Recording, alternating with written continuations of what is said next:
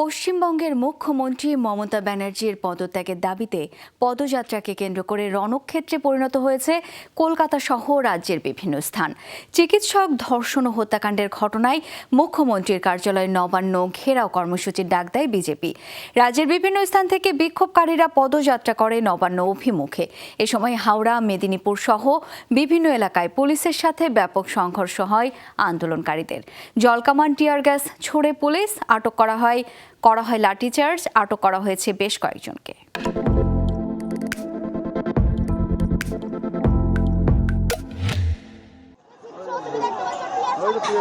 নবান্ন অভিযান কর্মসূচিতে অংশ নিতে মঙ্গলবার সকাল থেকেই কলকাতা অভিমুখে যাত্রা বিক্ষোভকারীদের। মুখ্যমন্ত্রী মমতা ব্যানার্জির কার্যালয় ঘেরাওয়ের এই কর্মসূচিতে যোগ দিতে রাজ্যের বিভিন্ন স্থান থেকে কলকাতার উদ্দেশ্যে আসতে থাকে মিছিল। স্থানীয় সময় বেলা 12টার দিকে পূর্ব মেদিনীপুর, হাওড়া সহ বিভিন্ন স্থানে নিরাপত্তা বাহিনীর সাথে সংঘর্ষে জড়ান বিক্ষোভকারীরা। এ সময় ব্যারিকেড ভাঙার চেষ্টা করলে কঠোর হয় পুলিশ, ছোড়া হয় টিয়ার গ্যাস, করা হয় লাঠিচার্জ।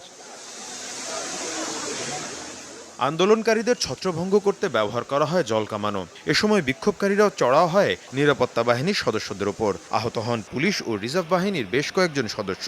144 ধারা জারি করা হয় নবান্ন এবং এর আশেপাশের এলাকায়। সংঘাত ছড়ায় ফোরশোর রোড, গান্ধী সরণি সহ বিভিন্ন স্থানে। বিক্ষোভকারীরা হামলা চালায় পুলিশ ট্রেনিং স্কুলেও। বন্ধ রাখা হয়েছে এক্সপ্রেসওয়ে। নবান্ন অভিযানের নামে মুখ্যমন্ত্রীর পদত্যাগের ডাক দেয় বিজেপি। পশ্চিমবঙ্গ ছাত্র সমাজের নামে একটি সংগঠনের ব্যানারে ডাকা হয় কর্মসূচি। আরজিকর হাসপাতালে নারী চিকিৎসককে ধর্ষণ ও হত্যার প্রতিবাদে বেশ কিছুদিন ধরে উত্তাল পশ্চিমবঙ্গ।